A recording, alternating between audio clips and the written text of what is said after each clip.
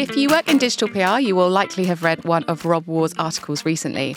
Over the past few months, he's published a number of stories that have highlighted the unethical practices that some PR and SEO agencies have been employing using AI to gauge coverage and links.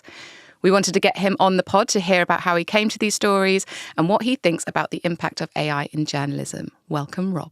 Hi. Pleasure to be here. So, Rob, let's start from the very beginning. Tell us about when you first heard that something strange was going on with AI and fake experts in the news.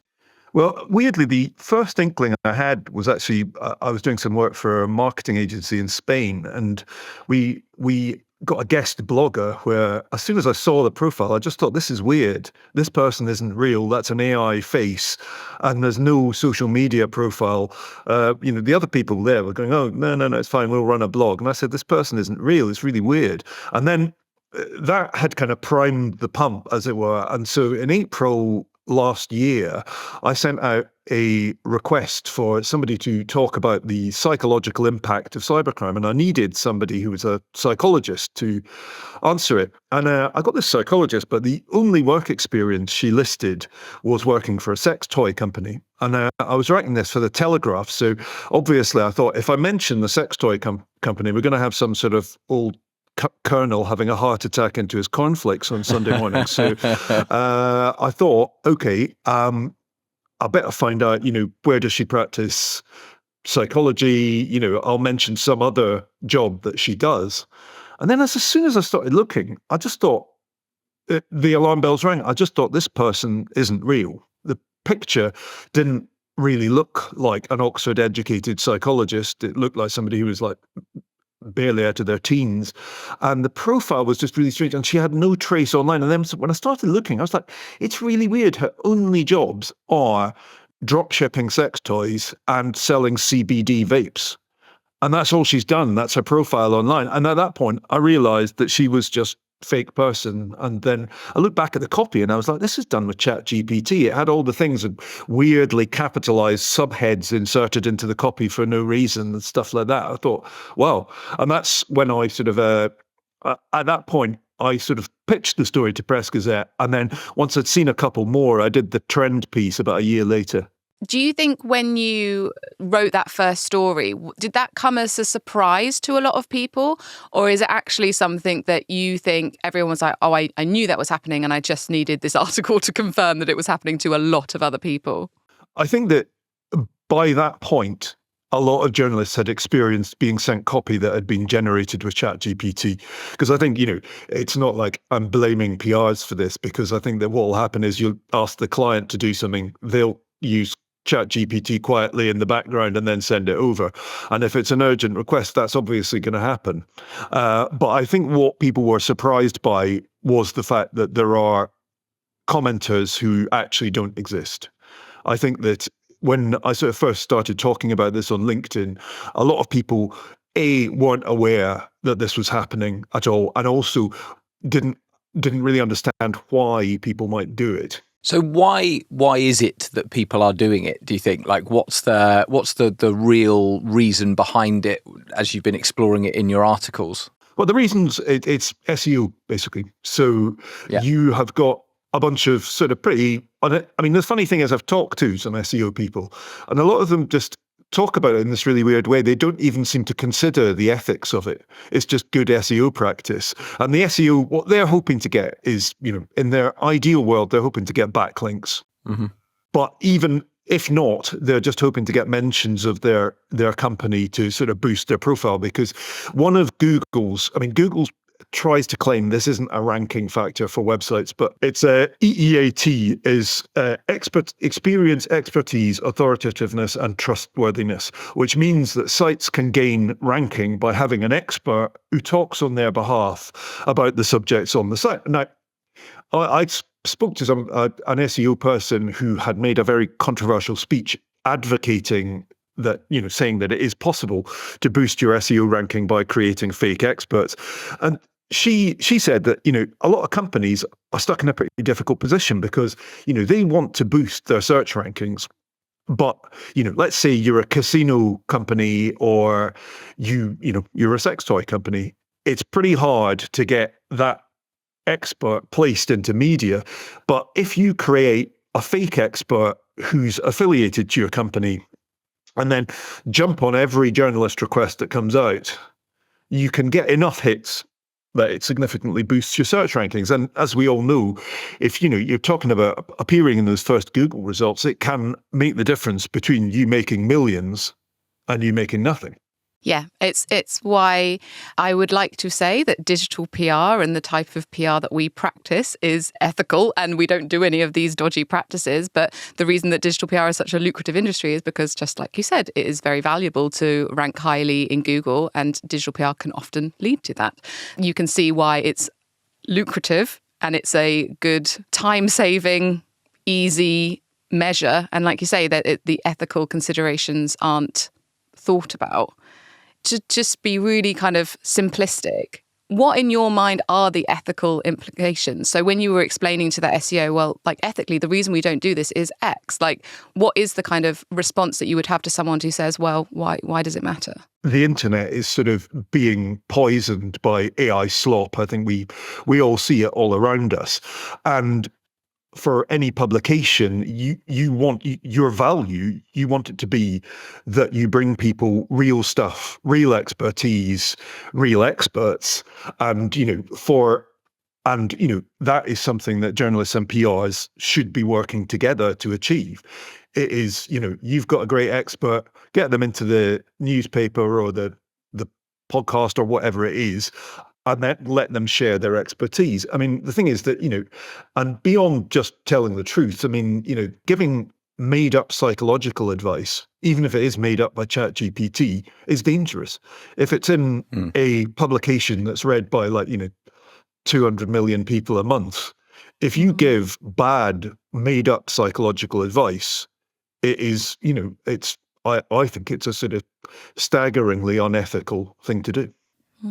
So what was the reaction when you discovered this and then you wrote about it? What kind of reaction did you get from PR people, journalists, like off the back of the articles that you've done on this topic? It sparked a lot of discussion. I mean, among PR people, there was, I think probably it was a reaction not entirely dissimilar to, how journalists feel when there's sort of unethical practices exposed, like, let's say, phone hacking 20 years ago or something like that, where, that a lot of PR people were keen to sort of highlight this practice as something that can go wrong.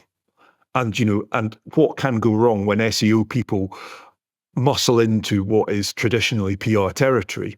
And among journalists, I think there was a lot of reactions, and one of which was a little bit of dismay at what has happened to the newsrooms of today, that, there isn't enough fact checking going on.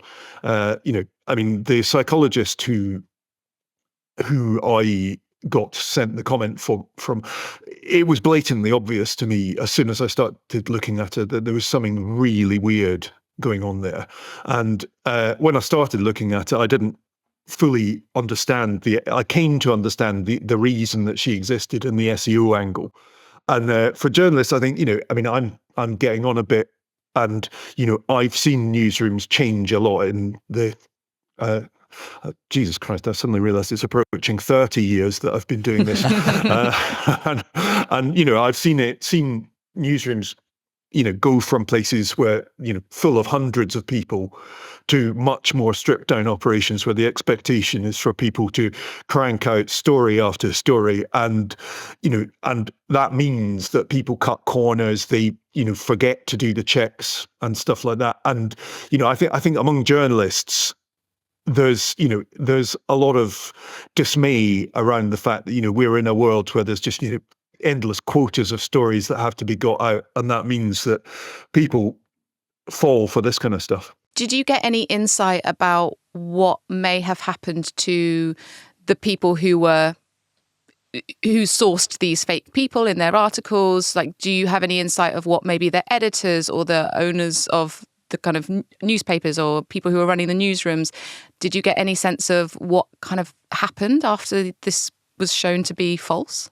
Yeah, I mean, as you can probably imagine, this was I'm a freelancer, so I work for anybody with a checkbook. And obviously, I had to go around many of my own employers asking for a comment in response to this, which was it's quite strange. A fun round of calls to make, because I was like, yes, yeah. and also please keep employing me.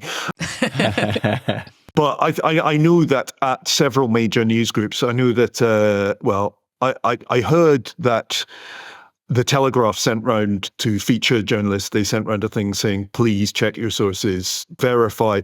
At one major online news organisation, they've now got a system in place where every single source has to be verified before they'll put a story live. So you have to have 2 online verifications and state whether you contacted the person via phone, email, etc., etc. And I know that at various other places they unpublished a lot of this stuff and have put in rules in place to try and make it less likely. There's been several stories that we've covered in Press Gazette involving fakery of various kinds. And I mean, generally speaking, it's not involved reputable PR agencies in the UK at all. It's often, I describe some of them as more like a cyber attack. So it's East European black hat SEO guys who have figured out that, British newsrooms, they've got vulnerabilities and that you can get links for pretty, bottom feeding clients, as in, online gambling and, CBD products and stuff like that. Clients that would struggle to get coverage in any mainstream publication. And that's when the dodgy tactics come out. And, in a lot of these ones, we've been able to trace the attacks back to people in, Lithuania, Romania, and in each case, there was a case with some fake lottery winners, which it linked back to a nest of companies in Romania. And in one of them, it seemed like they had a template which could be used to spin up a fake PR agency website in about 5 minutes. That's fascinating. The internet is wild these days. I mean, it's like, as you say, it's like AI slop is poisoning it. That's such a good way of putting it. But it is really wild what can be achieved. I want to come back to something you said, though, about the brands involved, some of those sort of like bottom feeding brands. Do you have any evidence, or did you come across any evidence that suggests that the brands involved in this were like kind of aware of it? Because there's almost like a twofold thing. It could just be they employed a PR agency or an SEO agency who then did it without the brand knowing, or do you think there's a bit of both? Because that intrigues me. If I was in charge of a brand, I wouldn't want anything to do with it because it's just going to be hugely damaging. But yeah, what's your take? I think that in some cases, the brand is all too aware of it. And in fact, it's probably a vital part of their business plan. Because what they're going to do is they're going to have a drop shipping outlet, so their costs are pretty minimal. Mm-hmm. They're basically just a website that then buys stuff in China and ships it to the people. So their costs are pretty minimal, and a key part of their business plan is going to be drum up SEO by creating fake people, etc., etc. So I'd imagine in those cases, it would have to be part of the plan from the very beginning. And I guess perhaps those types of brands aren't actually interested in how their brand is seen at all. It is just the function of getting links, which helps them rank, which gets them more sales, and they don't care, basically. Yeah, absolutely. It's interesting because I don't know if you're aware, but so me and Steve have worked in the digital PR industry for about 10 years. That has sprung often from SEO. Like that SEO has a big part in why we do the work we do, but we do it ethically. But a big thing that we would have clients say to us many years ago, but still a little bit now, is talking about buying links. So it used to be quite common, and there are still a lot of people who will buy the links, which then help your SEO, which help you rank. Yeah. Sometimes they're from websites that are just random websites that have been made up for this purpose. But you often will get people on LinkedIn or spam emails sending to you saying, we can buy you links at Forbes, we can buy you links at Business Insider. And I think there have been pockets where people have been shown to be doing this nefariously. It just feels like this is the new version of that, which feels, well, it's probably cheaper because you're cutting out a bit of a middleman, because you're doing the comment and you're hoping for earned coverage, which money doesn't exchange hands for that. But it does feel like in the buying links time, there were plenty of brands that knew that was happening. So it wouldn't surprise me if there were also some brands out there who maybe knew this was happening. It's just a new form of like black hat link building, basically. Yes. I mean, and I think that, often the people who do some of these ones would also do much more legitimate campaigns where, they'll do a bit of research and, it'll be, one of those classic viral things, like this is Britain's favourite thing to have with mashed potatoes or whatever. And, and they'll do campaigns like that, but then under the table, they might do some more murky campains. Yeah, interesting. Yeah, to kind of hide it, basically. Yeah, mask it. Balance it. Rob, you talked a little bit about how journalists are kind of tackling this issue of AI fakery. You mentioned the sort of the dual check and what some newsrooms are putting in place. I attended a PR Moment event where Harriet Meyer was speaking, and she was talking a little bit about this, and I thought it was really, really interesting. Is there anything else? Because you said, and it's something that we think about quite a lot, how time pressured journalists are. Like, you've got to churn out articles. You've mentioned this, but like, what else can be done on the journalist side to like combat this? Because it's a tricky issue. Or is there nothing? Is it just sort of accepting that it's going to happen and we have to weed it out as best as possible? I think that, part of the problem is that, in a lot of newsrooms at the minute, it's the death penalty for hitting 45. You've seen a lot of papers just firing everybody who's come from the old, well-paid kind of model of journalism and just replacing them with, copy-paste monkeys, as us old people always say. And I think that lack of grey hairs on a lot of news desks is a problem. I think that, it means that people are less skeptical about stories than those of us who've been around for a long time, because you build your knowledge of that kind of stuff. So, I think there is more awareness that this is a problem and that there are bad stories like this creeping in there. I know that, for instance, a lot of freelancers are getting a lot more fussy, about doing stuff over phone interviews and stuff like that. And so I think, going forward, there's going to be more of that. I think people are developing a healthy caution around those sort of perfect comments which arrive instantly by email on any topic, because you're thinking, okay, well, this is just someone's just typed it into Claude or typed it into ChatGPT and then sent it either. As a journalist, I can tell you that my heart sinks when I'm not dealing with a PR. It's when you're dealing with the actual founder of the business yourself that is the worst, because it'll be a small business, and like quite a lot of businesses, it may barely exist really. They'll just be trying to get more funding or whatever, and the founder will be out there on their own going rogue on to help a reporter out or whatever services, and just trying to get comments planted everywhere, and those are the worst. So I think there's journalists are just developing a bit more cautiousness about that sort of stuff and going. I'm absolutely ancient, so, I prefer to phone people anyway. But I think, people are switching more to that thing where you actually phone people and, get that sense that the person is real before running the comment. In a way, that's almost going back to how it used to be. It's like sort of full circle. So like the erosion of trust at the moment means that you're kind of having to go back to the checks of phoning someone, actually talking to them. That's quite interesting to me, how this new technology comes about and then everyone embraces it. People use it for, I'm going to use the word you use, nefarious means. It's the first time we've used that word on the podcast. But yeah, like that kind of full circle element is interesting. Well, but a challenge for sure, because we're on the PR side, we're taught about speed. So you've mentioned speed. We're taught about, like get in there quickly.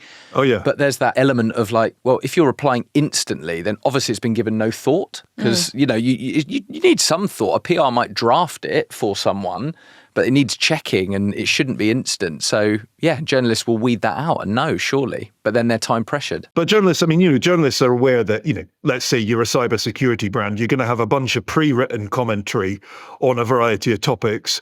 And, I know, in part because I've written some of that commentary for brands. But what's it called? You're aware of, if you need a comment in 10 minutes and it's about that, that's what people are going to lean on. But I think that, there is a shift backwards in time. And at the risk of seeming even more ancient than I actually am, she was a bit of an oddity, but I used to work for an editor who didn't have a computer on her desk. Amazing. She said journalism is a phone job and you should be doing it on the phone. And she did have a secretary to write anything that she wanted, but what's it called? And that was this century. It's prompted me to think because, when you're talking about meeting people or being on the phone, that is something that, as Steve mentioned, we used to do that a lot as PRs. We used to do a lot of desk meets with journalists where we would go and meet the journalist, introduce ourselves, introduce our clients, talk about what we're working on, get to know them a little bit more.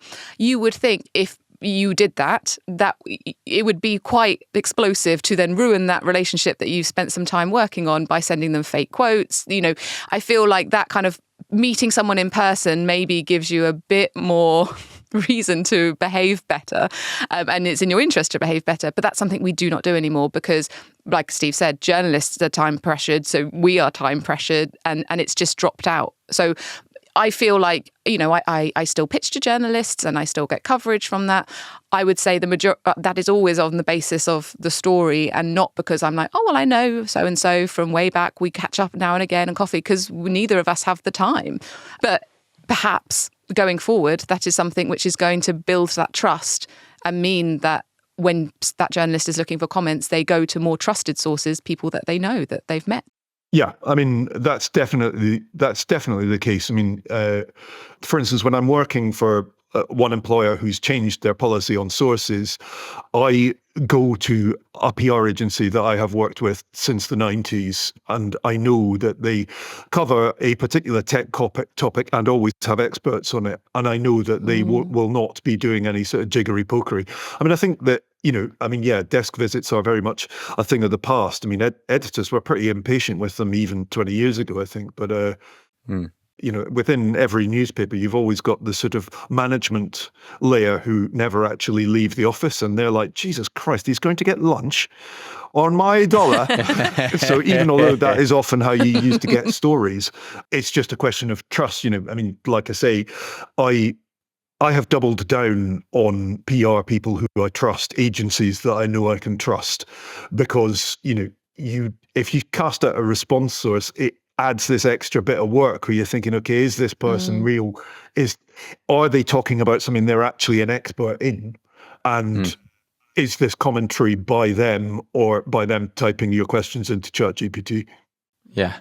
Talking about you, Rob, something I'm really fascinated about with regards to your work and what you receive. You're a freelance journalist and you've written some amazing articles for some amazing publications. I'm imagining you get a lot of pitches from PR people. Yeah. And you've obviously found out about this sort of AI expert fakery, but could you shed a little bit of light on what lands in your inbox and what percentage of it, you might not be able to put an exact figure on it, but can you spot instantly whether it's AI generated? Because there's a bit of that going on as well, where it's like, oh, we're just going to, scattergun approach. And it's really misguided because you write about this stuff, so they should be reading your articles and know that you're going to spot it. But I'm fascinated by what you're receiving, really. I would say, yeah. You see stuff that just has that kind of hallmarks of ChatGPT. And that's the kind of stuff that's not usually going to land. Stuff that's going to land, I prefer it if it's just, even if it's like 30 words explaining, we've got this interviewee, we've got this thing that you could look at, we've got, X, this story, rather than, I don't tend to cover research stuff as in, polls of 2,000 people about Britain's favourite paperclip or something like that. And what's it called? But I think there is a differentiation. A lot of people on every side are using it. I have been briefed and rebriefed by ChatGPT on multiple occasions. I got a rebrief, which was loads of work as well, for a piece I wasn't being paid that much for. And I was looking at the links in the rebrief I got, and they all said ChatGPT in the URL. I was just like, rookie error. Yeah, such Wow.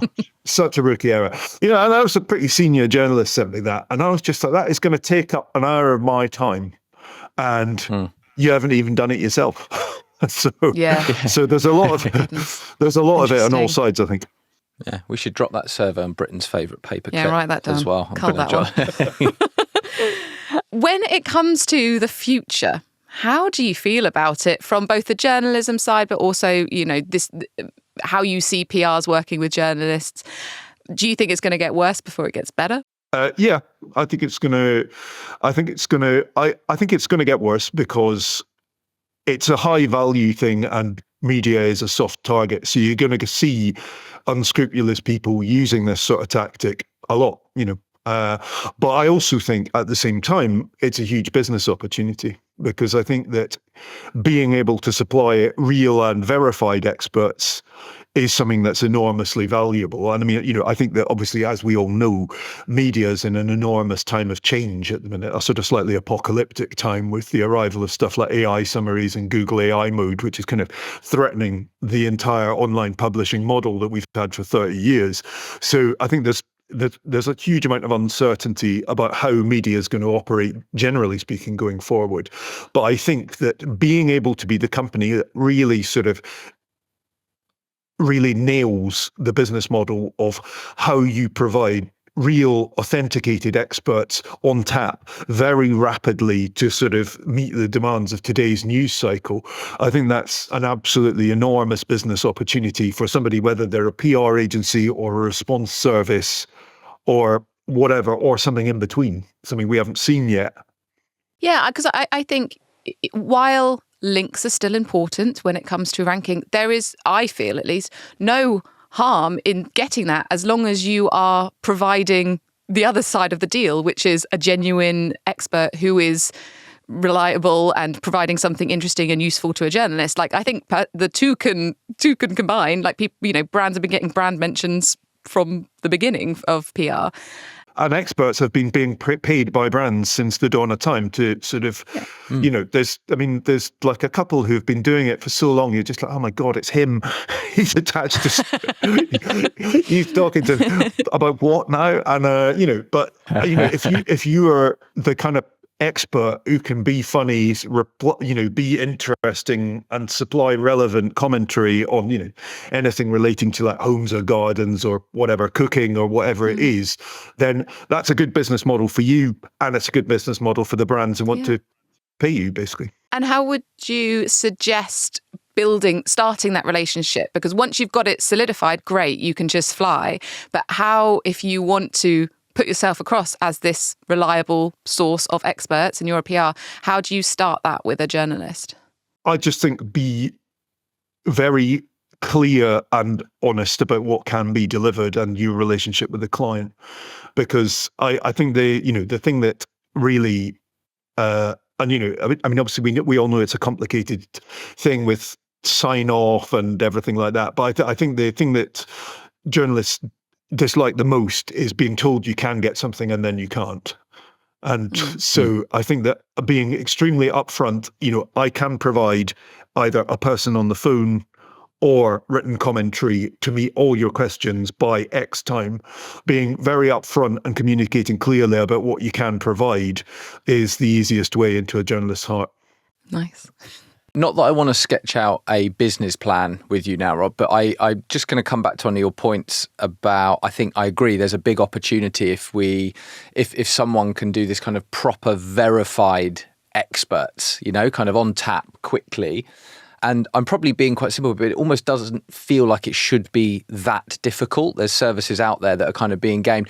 How would you tackle that? Because I know in one of your more recent articles, I think you talked about like a video service. Yeah. So there's like a video service that can also, though, with like deep fake and stuff like that, there's possibilities to gain that. But how would you tackle it? Well, I mean, I think that the video thing is, that's a reasonable starting point. I mean, Andy, it's the company called Sourcey that they're offering experts who've all been verified by video. But I mean, this is just me making it up off the top of my head here. But the one that always struck me as having potential is if you get the gold chip on LinkedIn, To get that, you have to pay your monthly fee, and also you have to verify with a passport.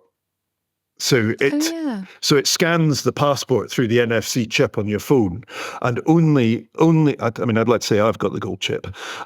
If you only once you've done that can you get the gold chip of the LinkedIn Elite. I think that that model, it's not hard to do. It can be done from home. You just, any phone's got an NFC scanner and it can scan the thing in any new passport.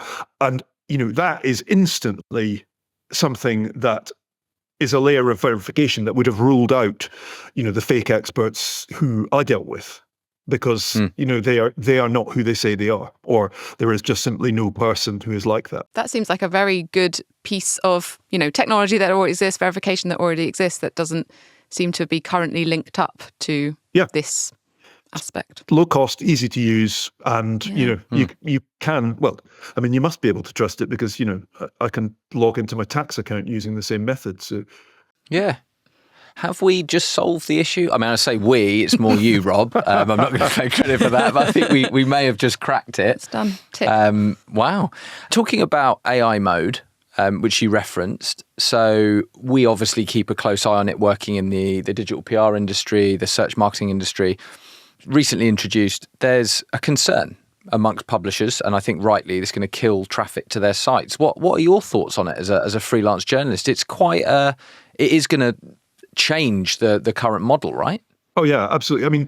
I think that this has happened because Google are basically shitting themselves a bit about where they are, because in America particularly, you're seeing that a lot of people, they don't want the 10 blue links anymore. They want to talk to ChatGPT and get more detailed answers and get more of an interactive experience. And Google is rushing to move where their competitors are.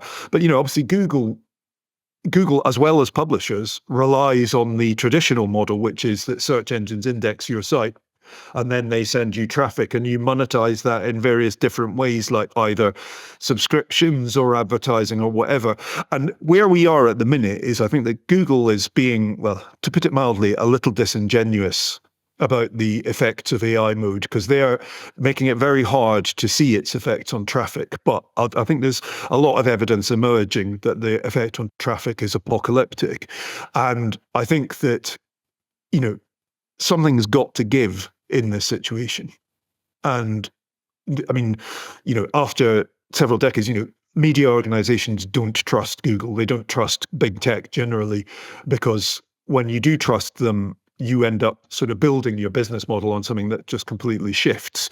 And so I think the situation we are in will lead to an absolute apocalypse unless something changes.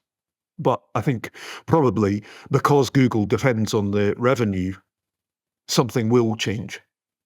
I don't know whether that's more agreements on revenue sharing. The one thing I think that we won't be counting on is for cowardly politicians to actually stand up to big tech and do something about it, because history have told us that, they just prefer to lick the boot. I love it, Rob. I think we've got our clip for, the intro social, because it's, you're clearly and rightly, I think, passionate about this topic. It's an industry you've worked in for a long time, and it is changing fast. And I think not for the better in lots of ways. Apocalyptic is obviously a very strong word, but we keep a close eye on it and think this year has been the most changeable in all the years I've worked in digital PR, and it's actually very difficult to kind of keep up and know what's going to come next. But then I reassure myself, because journalists are all feeling it, brands are all feeling it, PR people are all feeling it. No one actually has all the answers. The best thing to do is just try and be as transparent, ethical, open, and get good stories out there and do what we've kind of always done, I suppose. Yeah. Is there anything that you feel like you can learn from the past or reference from the past? When you spoke about, not putting your trust in big tech as a publisher, the Facebook was like a very well-known thing where that was a huge traffic driver until it wasn't, and people had shifted a lot of, the pivot to video and all this kind of stuff.